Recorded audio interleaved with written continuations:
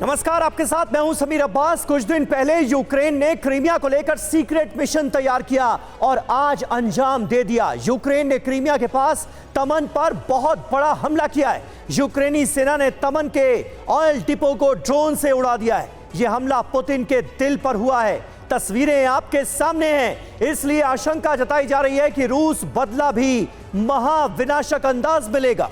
उधर क्रीमिया में यूक्रेन की जासूसी को लेकर भी बहुत बड़ा खुलासा हुआ है। यूक्रेन का ऑपरेशन क्रीमिया डीकोड हो चुका है, जिसको आज हम आपको डिटेल में समझाएंगे। साथ ही वॉर जोन की कई ग्राउंड रिपोर्ट्स आपके सामने होंगी, लेकिन बुलेटिन की शुरुआत इस वक्त की बड़ी खबर के साथ कर रहे हैं। यूक्रेन ने रूस के अंदर घुसकर हमला किया है। क्रीमिया ब्रिज के पास यूक्रेन का ड्रोन अटैक हुआ है। क्रीमिया ब्रिज के पास तमन में ये हमला हुआ।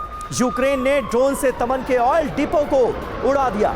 यूक्रेन के हमले के बाद ऑयल डिपो में देखिए कैसी भीषण आग लग गई। तस्वीरें साफ तौर पर बयां कर रही हैं कि जिस वक्त यह हमला हुआ, इस पूरे इलाके में क्या हाल था।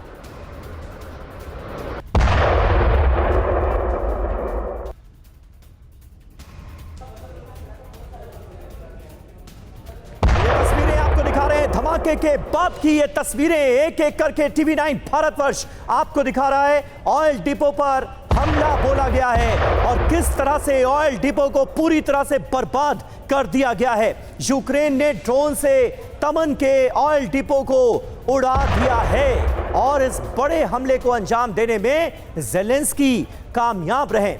क्रीमिया ब्रिज के पास तमन में यह हमला हुआ है, जिसकी तस्वीरें आपके सामने एक एक कर अब TV9 भारतवर्ष पर आ रही हैं। तस्वीरें देखिए, रात की तस्वीरें हैं, दिन की तस्वीरें हैं। हम आपके सामने इस वक्त रख रहे हैं किस तरह से ड्रोन अटैक के जरिए बड़ा हमला करने में कामयाब रहा है यूक्रेन। ये अपने आप में सोचने वाली बात है और बेहद चिंताजनक खबर है रूस के लिए। आने वाले वक्त में यूक्रेन के काउंटर ऑफेंसिव का कैसे जवाब दिया जाएगा, इसको लेकर अब किस रणनीति पर काम कर रहा है रशिया, यह देखने वाली बात होगी।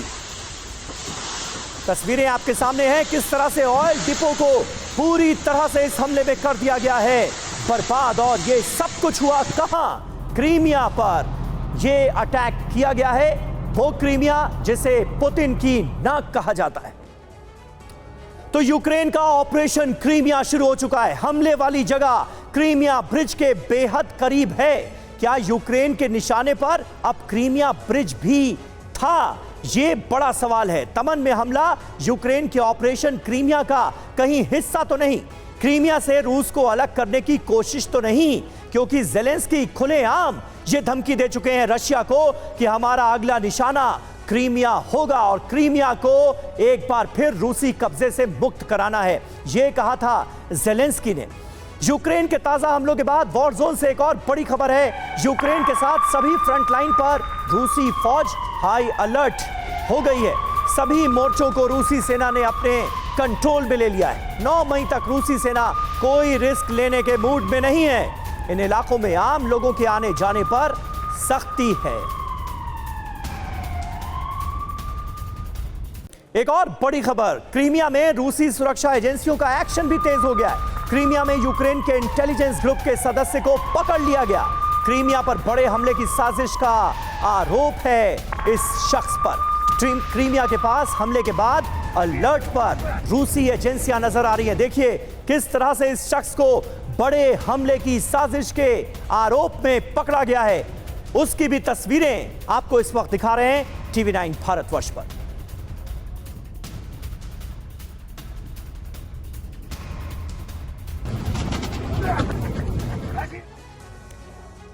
और यूक्रेन के ऑपरेशन क्रीमिया पर एक और खुलासा हुआ है। क्रीमिया को जोड़ने वाले पुल को फिर उड़ाएगा यूक्रेन। ज़ेलेंस्की के करीबी ओलेक्सी एरेस्टोविक का यह बड़ा दावा सामने आया है। क्रीमिया को जोड़ने वाले कर्च स्ट्रेट ब्रिज पर अटैक की तैयारी है। रूस पर विध्वंसक पलटवार की तैयारी कर रहा है यूक्रेन। और सबसे बड़ी और खास बात यह है कि यूक्रेन ने पहले ही चेता दिया था, पहले ही धमकाया था कि क्रीमिया हमारा अगला निशाना होगा और क्रीमिया को रूस के कब्जे से मुक्त कराना है। और उसके बाद देखिए किस तरह के हमले इस वक्त शुरू हो चुके हैं। क्रीमिया को जोड़ने वाले पुल को फिर उड़ाने की तैयारी तो नहीं हो रही, ये एक बहुत बड़ा सवाल है। क्रीमिया पर किस तरह से अटैक की तैयारी में है यूक्रेन, तस्वीरें साफ तौर पर जाहिर कर रही हैं, क्योंकि इसी कर्च ब्रिज को पहले भी निशाना बनाया गया था। अक्टूबर 2022 की तस्वीरें आपके सामने हैं।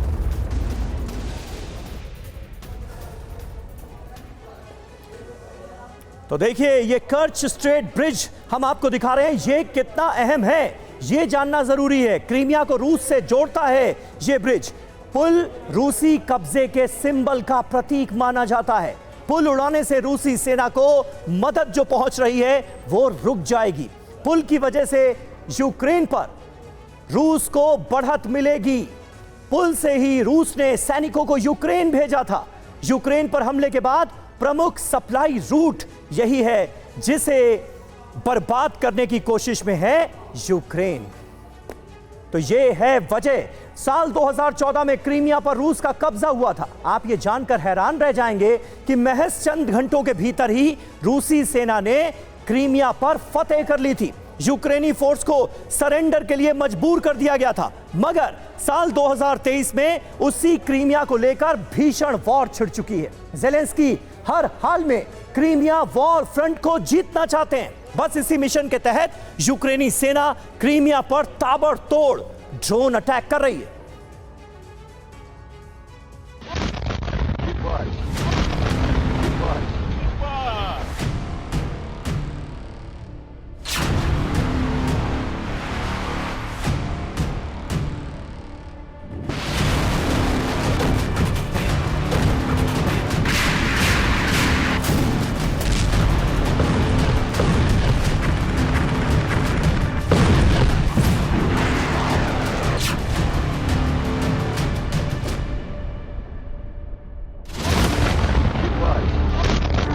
एक धमाका और पूरा इलाका बारूदी कोहराम से दहल उठा।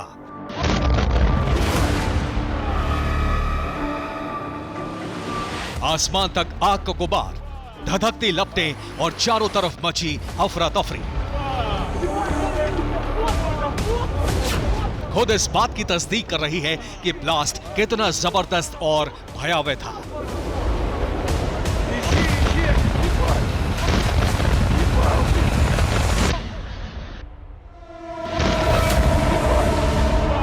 ये तस्वीर क्रीमिया पेनिनसुला के सेवेस्तोपोल पोर्ट से सामने आई है, जहां मौजूद ऑयल डिपो पर यूक्रेन ने ताबड़तोड़ ड्रोन अटैक की।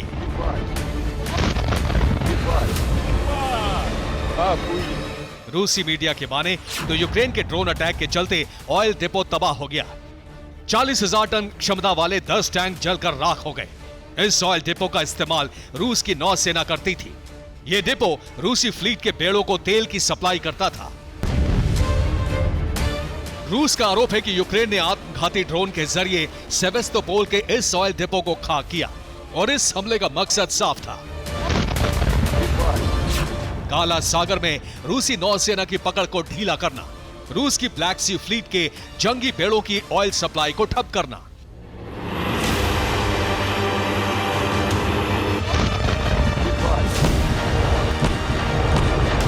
आप ये जानकर हैरान रह जाएंगे कि 2 दिन पहले यानी 30 अप्रैल को भी यूक्रेन ने क्रीमिया पर फिदाइन ड्रोन से ताबड़तोड़ हमले किए थे। 2 दिन पहले क्रीमिया के ही एक ऑयल डिपो को तबाह किया था। ऐसे में सवाल खड़ा होता है कि जिस काउंटर ऑफेंसिव अटैक की बात यूक्रेन कर रहा था, क्या उसका आगाज क्रीमिया से हो चुका है? कुछ इसी अंदाज में यूक्रेनी सेना क्रीमिया पर सिलसिलेवार अंदाज में हमला करेगी। क्या ऐसे ही आत्मघाती ड्रोन क्रीमिया में बारूदी कोहराम मचाएंगे?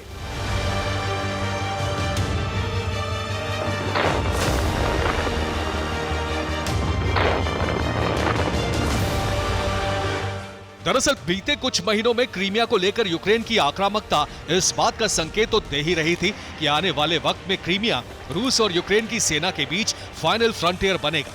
मगर किससे पता था कि यह सब इतनी तेजी के साथ होगा, इस अंदाज में होगा। जी हां, अगर बात क्रीमिया वाले बैटल ग्राउंड की करें तो बीते चंद हफ्तों में क्रीमिया पर 100 से ज्यादा हमले हो चुके हैं, वो भी सिर्फ ड्रोन से। मसलन क्रीमिया पर पहला हमला, क्रीमिया और सेवेस्तोपोल के ऑयल डिपो पर ड्रोन हमला, क्रीमिया पर दूसरा हमला, जैनकोई में मौजूद रेल यार्ड पर भी यूक्रेन का हवाई अटैक, क्रीमिया पर तीसरा हमला, लोकोमोटिव डिपो और फ्यूल वेयरहाउस में भीषण तबाही। यूक्रेन की तरफ से क्रीमिया पर लगातार हमले जारी हैं, ड्रोन के जरिए बारूद की बारिश जारी है, ताबड़तोड़ बमबारी जारी है, वो भी विध्वंसक अंदाज में।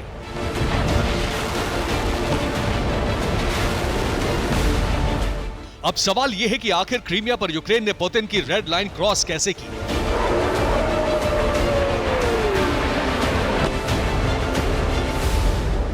आखिर क्यों क्रीमिया को लेकर ज़ेलेंस्की के तेवर आक्रामक हो चुके हैं? क्यों यूक्रेन हर हाल में क्रीमिया से रूस के पांव उखाड़ना चाहता है? क्रीमिया पर यूक्रेन का सीरियल अटैक कहीं बाइडेन का प्लान तो नहीं? क्या अमेरिका के इशारे पर ही तो यूक्रेन बारूदी अंदाज में क्रीमिया को नहीं दहला रहा?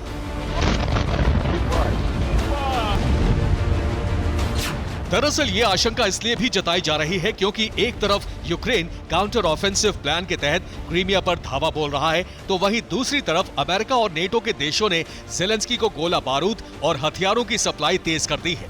ताजा अपडेट यह है कि ब्रिटेन 100 से 300 किलोमीटर रेंज वाली मिसाइलें यूक्रेन को देगा। नेटो के देश जल्द यूक्रेन को लड़ाकू विमानों की सप्लाई करेंगे। यूक्रेन ने जापान से इलेक्ट्रॉनिक वॉरफेयर उपकरण की मांग की है। इसके अलावा यूक्रेन को जल्द ही कामिकाज़ी ड्रोन भी दिए जाएंगे। मतलब ये कि क्रीमिया वाले वॉर फ्रंट पर इस बार नेटो और अमेरिका ने खुले तौर पर रूस की घेराबंदी कर दी है और जिस तरह से यूक्रेन क्रीमिया पर धावा बोल रहा है, ड्रोन अटैक कर रहा है, उससे क्रेमलिन में सनसनी जरूर फैल गई है।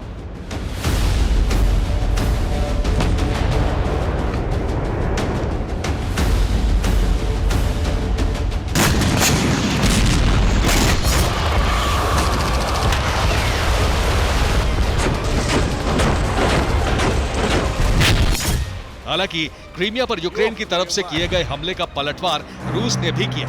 बीते 24 घंटे में रूसी डिफेंस ने यूक्रेन के 1 दर्जन से भी ज्यादा ड्रोन मार गिराए हैं। वहीं क्रीमिया के जवाब में यूक्रेन के अलग अलग शहरों पर जबरदस्त तरीके से एयर स्ट्राइक और बमबारी जारी है।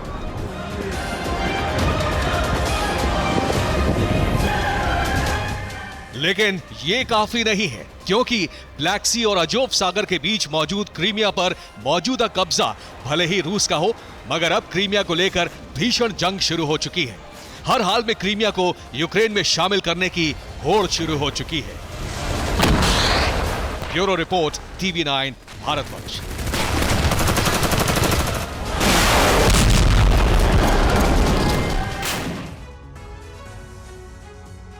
तो देखिए, TV9 भारतवर्ष ने जो कहा था, जो दावे किए थे, एक एक करके सब सच साबित होते हुए नजर आ रहे हैं जंग के मैदान में। डोनबास में रूस की एयरबॉर्न फोर्स का हमला हुआ है यूक्रेनी ठिकानों पर। MLRS से किया गया अटैक। रूसी हमले में यूक्रेन को भारी नुकसान की खबर आ रही है। ये देखिए, तस्वीरें आपके सामने हैं। ये हमले के बाद की पहली तस्वीरें हैं जो TV9 भारतवर्ष पर आप देख रहे हैं। रूसी हमले में यूक्रेन को भारी नुकसान उठाना पड़ा है। डोनबास में रूस की एयरबॉर्न फोर्स ने ये जोरदार हमला किया, जिसकी तस्वीरें आपके सामने।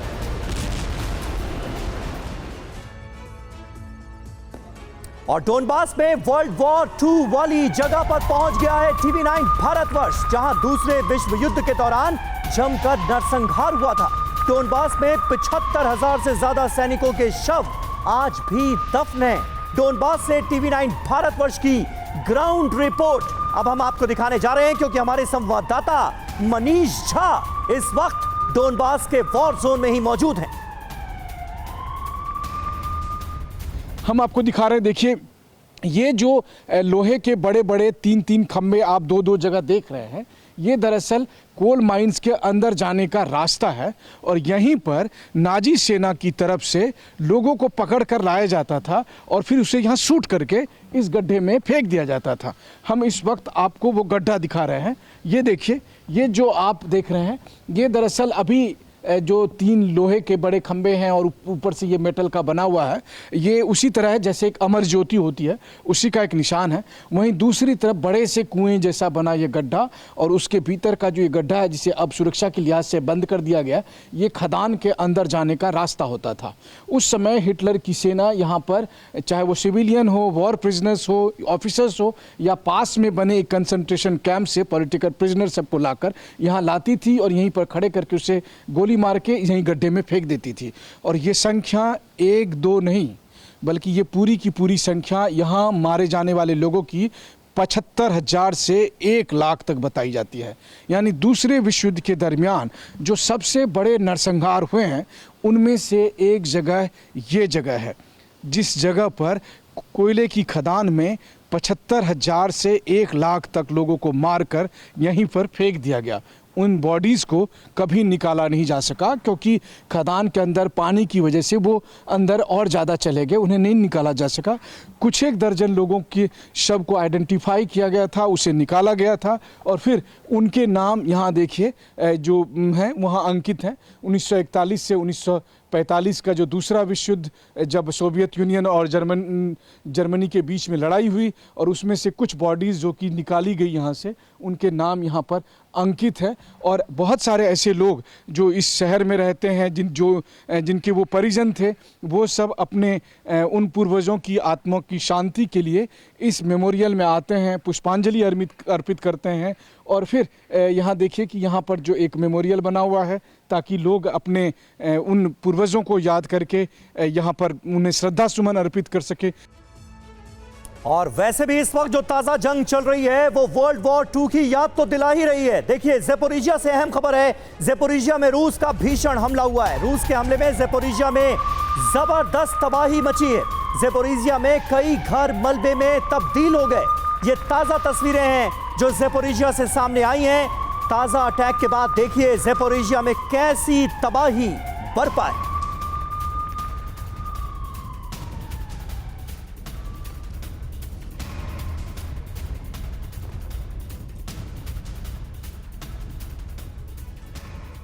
और देखिए, इस वक्त ये खबर मिल रही है कि रूस के ताबड़तोड़ अटैक के बाद राजधानी कीव की एटमी धमकी सामने आई है। रक्षा मंत्री ओलेक्सी रेजनिकोव की न्यूक्लियर चेतावनी, यूक्रेन के परमाणु प्लांट पर हमला हुआ तो अंजाम बहुत विनाशक होगा। ओलेक्सी ने रूस के न्यूक्लियर प्लांट पर हमले की धमकी दी। युद्ध अब न्यूक्लियर खतरे के मुहाने पर पहुंच गया है, ये यूक्रेन खुद मान रहा है।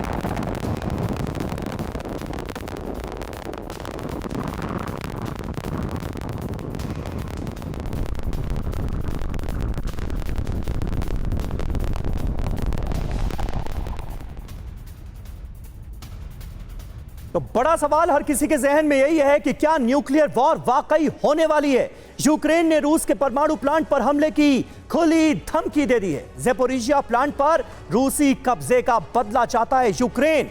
परमाणु ऊर्जा संयंत्रों पर हमला हुआ तो अंजाम बहुत बुरा होगा, सीधे तौर पर यह बताया गया है। न्यूक्लियर प्लांट पर हमले से लोगों की जान पर खतरा है, ओलेक्सी रेजनिकोव ये कह रहे हैं। और ओलेक्सी रेजनिकोव कौन है? रक्षा मंत्री हैं यूक्रेन के। सवाल ये कि अब यूक्रेन करेगा क्या? क्या यूक्रेन रूस पर विध्वंसक हमला करने जा रहा है? क्या यूक्रेन रूस पर परमाणु हमला कर देगा? क्या रूस में घुसकर न्यूक्लियर प्लांट पर हमला किया जाएगा? क्या यूक्रेन रूस से ज़ेपोरिजिया प्लांट का अब बदला लेने वाला है? क्योंकि इस प्लांट पर तो रूस का पूरी तरह से कब्जा है। और यूक्रेन की धमकी के मायने क्या हैं, अब हम आपको यह समझाते हैं। ज़ेपोरिजिया प्लांट के पास रूस यूक्रेन की जंग चल रही है।